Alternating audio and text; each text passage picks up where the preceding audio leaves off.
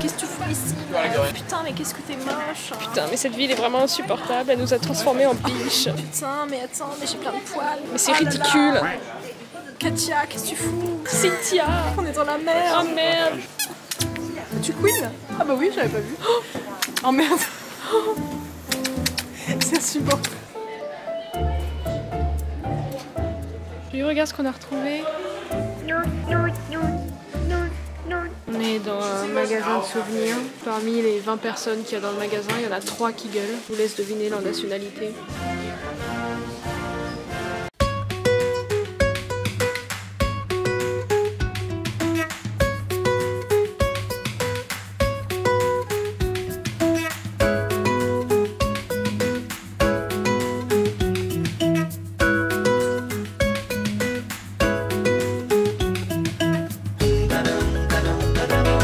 J'explique un peu, peut-être on se rend pas compte sur la caméra. Donc c'est très mignon, mais elles sont vraiment intéressées que par la bouffe. Et en gros, tu dois garder le gâteau, tu dois le garder au-dessus de ta tête. T'attends qu'elles fassent 3 révérences, 3 petits hop, et après tu peux leur donner le gâteau. Mais tu dois attendre qu'elles fassent 3 révérences avec la tête. Du coup, comme vous l'avez vu, cet homme derrière là est le maître des biches. Clairement, il apprend à tous les touristes que faut faire les 3 révérences et il file des gâteaux à tout le monde. On n'a même pas besoin de payer pour des gâteaux. Et donc la biche, elle est intelligente, elle suit ce monsieur parce qu'il sait que lui, il a des gâteaux à l'infini et qu'il est donne aux touristes. Donc elle est contente. Mais il est très gentil ce monsieur. Du coup, là c'était un petit groupe de biches, il n'y avait rien, on a peut-être une petite dizaine, mais normalement il y a une zone où il y en a vraiment partout.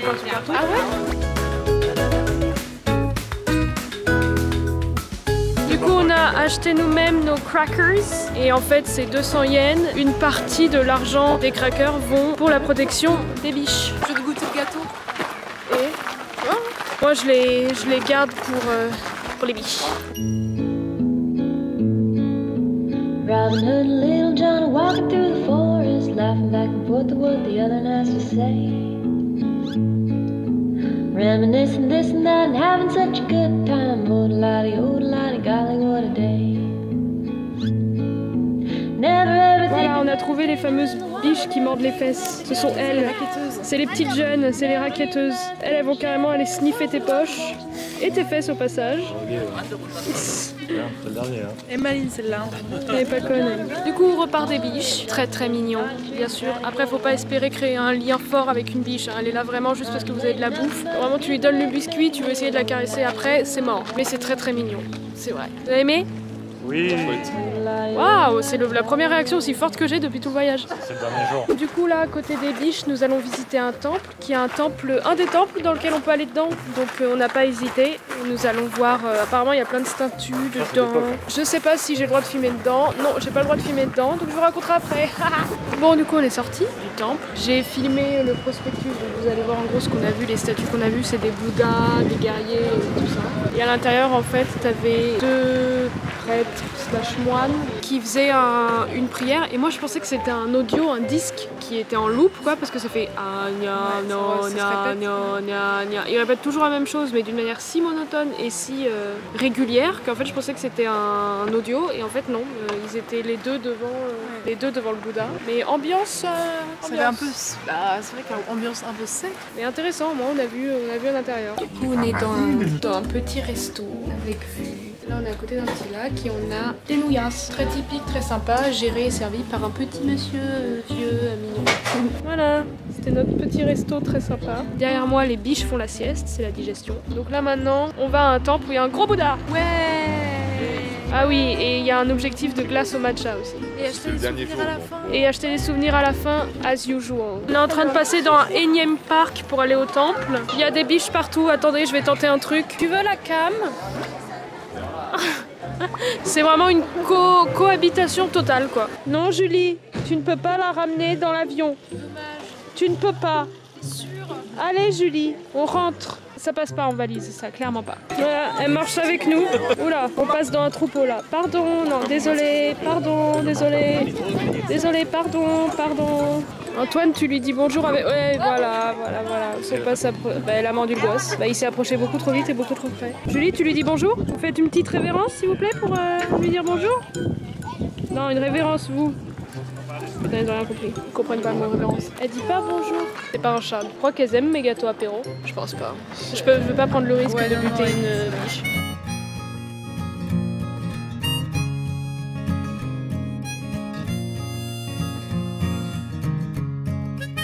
coup, nous sommes arrivés au temple avec nos potes. Désolée, j'ai rien. Ah, vraiment, c'est une relation très intéressée. Ça fait vraiment très très vieux et genre conservé mais pas restauré quoi. Oh, je suis en zoom. Putain, à chaque fois ça me choque. Du coup, ça y est, nous avons le billet du temple et il est juste là. Tout au fond là-bas, il y a le Great Buddha, le grand Bouddha. C'est un monsieur qui vient de prendre le temple en photo avec son ordinateur.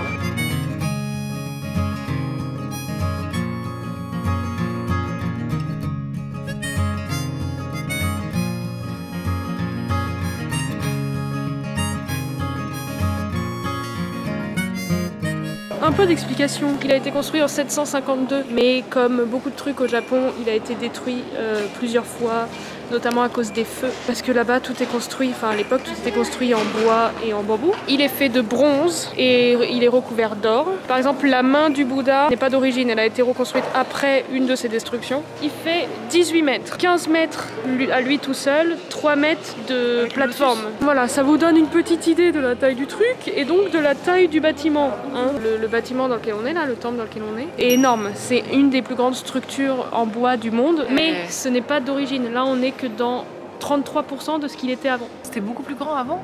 Voilà. Donc nous avons fini avec le grand Bouddha, avec le temple. Le temple, c'était très bien. On est toujours, je sais pas si on la voit, entouré de biches. C'est pas dégueu. Ok. Ouais, c'est bon. Tant mieux. Elles sont Oui, jolies en vrai. Je préfère ça que en matcha, le vrai matcha Ouais. quoi. Là, c'est un peu plus sucré. Donc. Ou matcha quoi. Ça va être long. Ouais, j'aurais pas dû dire ça, j'aurais dû le faire. Ouais.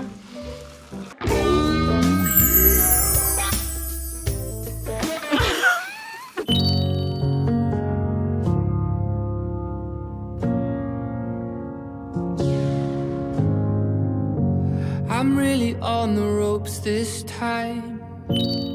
I've been fighting all my life for you. I'm here to admit that you were my medicine. Oh, I couldn't quit. And I'm down on my knees again, asking for nothing. Thank you for the happiest year of my life. Thank you for the happiest year of my life.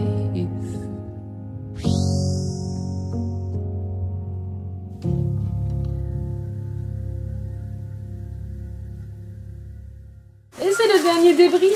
Tu vas faire maintenant? Bah oui. J'arrête de filmer dès ce soir. Fausse vlogueuse. Fausse vlogueuse? Ouais. Putain, j'ai vlogué non-stop pendant 2 semaines. Même pas les collages quand on s'en va. Bon non, ça sert à rien. C'est peut triste. Du coup, dernier débrief de ce voyage. On a mangé à notre dernier resto à Nara, qui était un resto de quoi?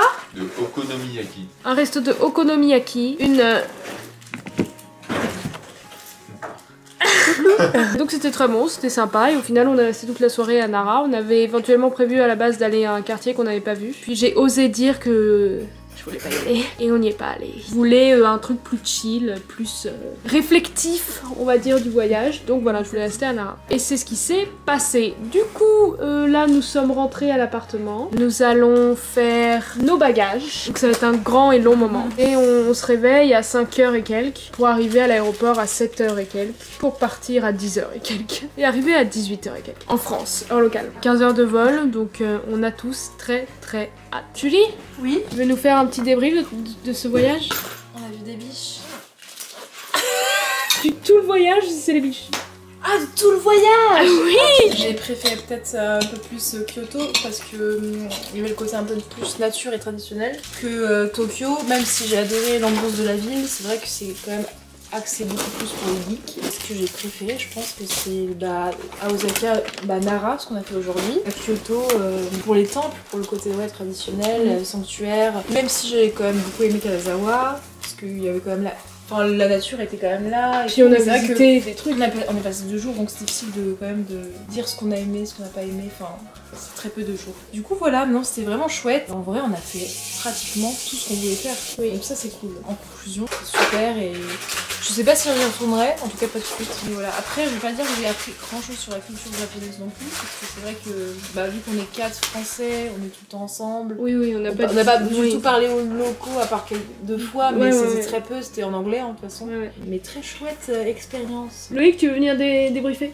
En tant que geek, du coup, Tokyo, ça a été un gros plaisir. Même si, bon, les premiers jours, on était quand même un peu fatigués, encore de l'avion, donc du coup, c'était un peu compliqué. Kanazawa, c'est un peu à part parce que c'était plus une ville de transition entre Tokyo et Kyoto que vraiment une ville. En tout cas, moi, j'ai pris du plaisir à Kanazawa parce qu'il y avait pas mal de trucs à voir, notamment le quartier des samouraïs. Ouais. Mais c'était forcément difficile de le comparer aux autres villes. Oui, oui. Du côté de Kyoto, moi j'aime beaucoup le côté traditionnel qu'il y avait dans la ville, donc du coup tout ce qui était temple, promenade qu'on a pu faire, c'était vraiment chouette. Pour ce cas, c'était un peu le Paris du Japon, avec ses qualités et ses défauts, donc c'était assez chouette malgré tout. Et Nara, il y avait des biches. Donc du coup, Nara, best endroit ever. Forcément. Antoine, Pour un débrouille. tu veux débriefer du voyage? Séjour. Là, c'est mon premier gros voyage. Grosse claque à Tokyo. Tout est différent. Donc, très grosse claque. Surtout arriver dans une très grosse ville avec beaucoup de monde et ne pas ressentir le côté étouffant Ouais. des foules. Shibuya, plus gros carrefour du monde. Très agréable. Enfin, on est arrivé très vite, on s'est très vite intégré. On a fait aussi en sorte de jouer le jeu, ça c'est agréable. Et après, en 2 semaines, on a fait beaucoup de choses, quoi. Genre 4 villes, chaque jour on avait minimum 3 trucs entre guillemets. On n'a pas eu de décalage, vraiment de jet lag au niveau du sommeil, mais c'était au niveau de la bouffe. La première semaine c'était très compliqué, parce qu'on a l'habitude, et aussi des monuments, on a l'habitude que tout ferme tard, alors qu'ici 21h c'est mort, quoi. Donc c'est vrai que la Tokyo, etc., première semaine on n'était pas adapté à ça, mais après on a pris le pli. Maintenant très content, et après tout ce qui est monuments, etc., tout ce qu'on a pu faire, c'était très enrichissant. Même si moi je vous rejoindrai pas sur Kyoto, que j'ai trouvé beaucoup plus étouffante par la foule qui était beaucoup plus touristique. Et ce que j'ai aimé, c'était quand on est sorti de Kyoto, qu'on a fait le temple, le Kurama, très agréable. Et en fait, c'est surtout tous les petits moments où on était seul face au paysage, aussi avec les torii, quand on a fait toute la descente, et qu'on s'est retrouvé avec Margot juste dans les petits cimetières. C'était vers du mutuel. Ouais, moi c'est à Kyoto, c'est ces points-là que j'ai vraiment aimé. Kanazawa, même si on n'est pas resté longtemps, la maison était très bien, très agréable. Et vu que c'est petit aussi, ça permet de... Même si le premier jour était un peu chaotique et que tout était fermé.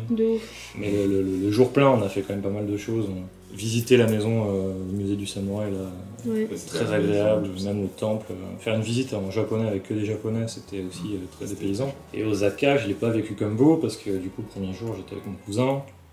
Deuxième jour, on est allé à l'aquarium, pareil, c'était une demande que j'avais, donc on a fait beaucoup plus animal et nature. Et aujourd'hui, pareil, on était à Nara, donc on n'était pas à Osaka. Donc c'est vrai que j'ai pas connu Osaka comme vous avez pu... Mais même nous, en soi, parce on n'a pas profité du finalement de Osaka, on a plus fait des trucs autour d'Osaka, c'est vrai. Ouais. Donc c'est vrai que Osaka, sympa, c'est un peu Tokyo bis, mais en moins bien. C'est Tokyo avec l'aspect Paris en plus. C'est ça, c'est plus bordélique. C'est plus sale, c'est plus étroit. Mais sincèrement, je peux pas classer... Enfin, si, je vais vraiment classer Tokyo au-dessus, les 3 autres au même niveau. C'est vrai que ça donne envie de rester plus longtemps aux mêmes endroits. Et aussi de pouvoir explorer plus la campagne et de pouvoir discuter avec les Japonais. C'est ce que j'allais dire, de pouvoir vivre un peu en fait. On a eu quelques interactions avec eux, très drôles. Mais c'est vrai que c'est la barrière de la langue on la ressent. Et une vraie barrière. Ah ouais. Pas de... on faisait exprès justement d'éviter aussi les interactions. De base, le pays est fait pour les éviter. C'est ça en fait. Mais donc en fait, il y a une barrière entre nous sans vouloir aussi de notre côté. Voilà, on la sentait vraiment là, de ouf. Ouais, en fait aussi c'est ce que j'ai adoré ça, aussi, oui, c'est le côté aussi savoir vivre en fait, le respect. De vivre. Ouais, le respect, tout. Des fois on ressent pas du le tout respect, ça l'organisation, juste faire la queue pour le bus. Ouais. En tant que touriste, c'est bien, mais si t'es un gaijin qui habite ici, on dit ou non, ça casse les couilles. Parce que ça doit être ultra rigide tout le temps. C'est ce que les Japonais se plaignent de ça. Si ça fonctionne pas, ça. c'est la fin du monde. Les Japonais se plaignent de ça. Quand tu vois des jeunes, on leur demande qu'est-ce que vous aimez pas chez le Japon, c'est la rigidité quoi. C'est un vieux vieux pays. comprendre. Ouais, voilà, il respecte énormément, et peut-être pour certains trop les traditions en fait. Par exemple, le bruit après 21h. Ouais, voilà, ça c'est. Non, mais c'est vrai qu'en tant qu'Européen, t'as plein de codes que t'as pas. Le seul moment où on a des vrais contacts, en fait, il y a quelque chose de très agréable parce que c'est pas agressif, c'est vraiment très. Ah oui. Donc on est content. On est content même. Même si on se comprend pas mutuellement, on est content. Quoi. c'est cool. On est content, c'est C'est bien. ça, On ouais. est content. Mélange C'est un peu japonais, anglais, langage Ouais. des signes. C'est ça. Mais c'est vrai qu'ils sont Français tous très très très gentils. Ouais, Ouais, tous c'est ceux ça qu'on a qui- eu. C'est vraiment. On a eu aucun Ou alors problème on a avec insulté les nos mères, mais ça de toute façon, moi aussi je vais revenir. Mais prochaine fois, plus vivre la vie et moins être touriste, Ouais. tu vois. En fait, plus prendre son temps dans, Ouais, même voilà. dans sa Ça façon de restait- visiter, pas Ouais, être ouais, speed. ouais. C'est ça qui t'est resté plus longtemps dans une ville. De dire un soir, bah viens, on va juste à un bar. Et faire une journée entière de pince. C'est ça, il dépense. Moi, ce que je me rappelle- On a pas dit, on 300 a filmé euros. qu'une fois, hein, la victoire. Ah oui, oui, mais, oui, parce que j'ai pas tout filmé, parce que Mais quand non, même. c'était assez redondant, mais on se rappelle de quand on est arrivé le premier jour à Tokyo, oh là là, les Japon, franchement, c'est ridicule, franchement. On est tous touristes, ok. Rappelle-moi On est tous combien t'as touristes. dépensé au total. Pas aucune idée, mais ça compte en beaucoup trop de billets. Vaut mieux pas qu'on le sache. Puis non seulement enfin le Japon et tout ça, les villes et tout ça, mais le fait que quand même, c'est la première fois qu'on partait nous 4. Oui, toi et 4. Voilà, partir entre potes quoi. On savait pas comment ça allait se passer. Nous on avait déjà eu une expérience, On on va avait dire. très Et ça se bien trouve elle pris. allait tout gâcher, on savait pas. C'est ça, et surtout on n'a pas choisi genre un pays à côté de la France. Oui voilà, non, on c'est s'est pas dit un on va aller pays à facile l'autre bout du finir. monde. Ouais, Elle voilà, a tout c'est gâché, ça. mais faut pas le dire. On s'est perdu beaucoup de fois. Ouais, entre nous. C'est ça qui est bon. énormément, mais. En fait, c'est en se perdant qu'on se rend compte. Mot de la fin. C'est ça, tu finis le montage sur ça. Non mais j'espère qu'en vrai le vlog il va bien rendre. Hein. Je filme et je sais pas trop. Pour le coup, t'as de la matière. Bah quand même je suis partie avec 2 cartes SD, puis je reviens avec 4 ou 5 de plus. J'ai de la matière, ça c'est sûr. J'ai des heures et des heures. Tu vas bien rire en voyant les rushs. Ah oui, je pense que je vais redécouvrir des trucs que j'ai pas vu sur le coup. Donc voilà, c'était la fin de ce voyage au Japon. Ce fut court mais intense. Au revoir, Au revoir. bisous, salut, bye. Je filme pas l'avion demain parce que c'est hyper chiant.